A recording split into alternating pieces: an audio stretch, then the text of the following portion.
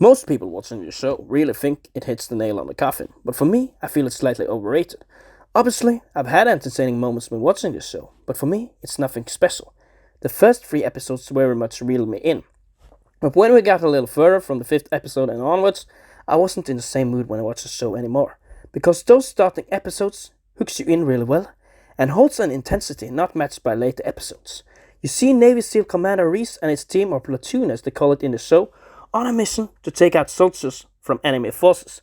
Because of bad intel, however, they are ambushed and all of Reese's men dies.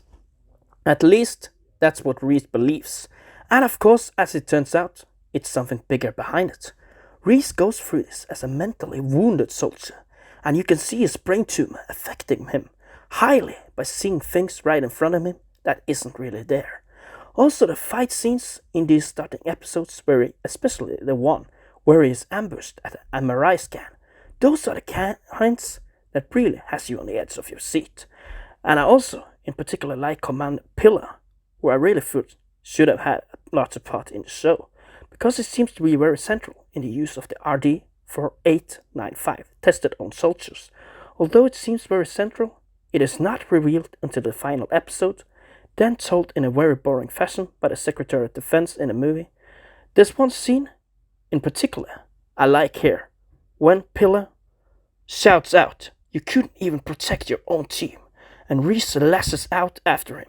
Later scenes I also feel wasn't so intense, and Reese seemed to take out people on his terminal list way too easy. As with any show these days, I also feel sometimes that they focus on too many characters. However, yes, I do get that the show is kinda complicated with the drug and everything, and this goes very high up, but I feel they had done us a favor by streamlining it a little. That is not in any way the biggest problem when talking about the less important characters.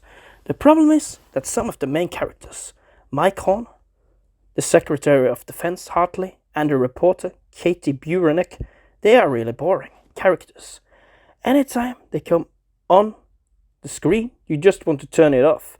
Especially the Secretary of Defense, who, yes, is important because she is behind all this, but that interview by the ending or in her speeches, something is just off with that character, and I feel that some of the screen time could have been given to Pillar, because then we could have seen why they developed this drug real time, instead of just talking about it after it happened.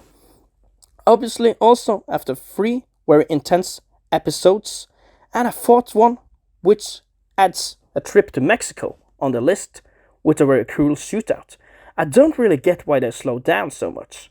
Although it is kinda clever the way Reese manages to get away in the mountains with that bomb trick that makes him vanish along the mountainside.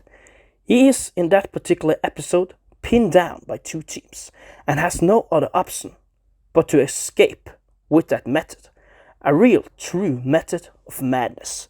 But in this section, it is much more investigation, and that reporter, played by Constance Wu, gets a lot of screen time. And I mean a lot.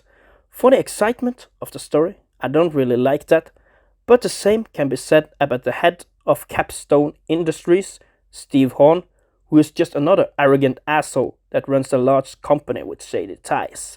As for the character Reese, I feel Chris Pratt does a good job here.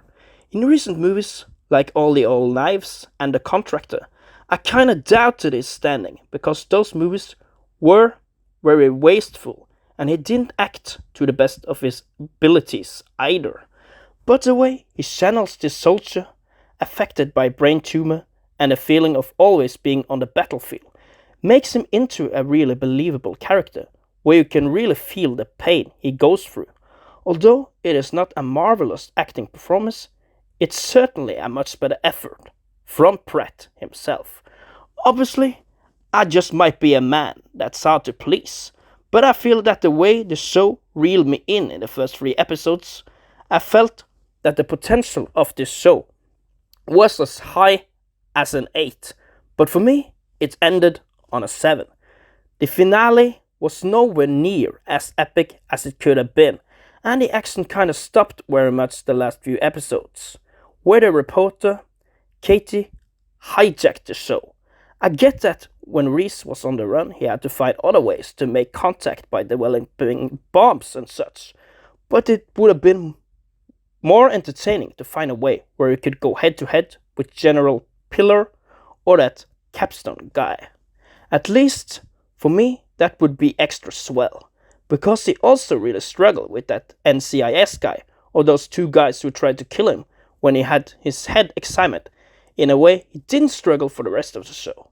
Obviously, also, you could see the effects of this drug on other people, also, and not only Reese. That would also have been interesting.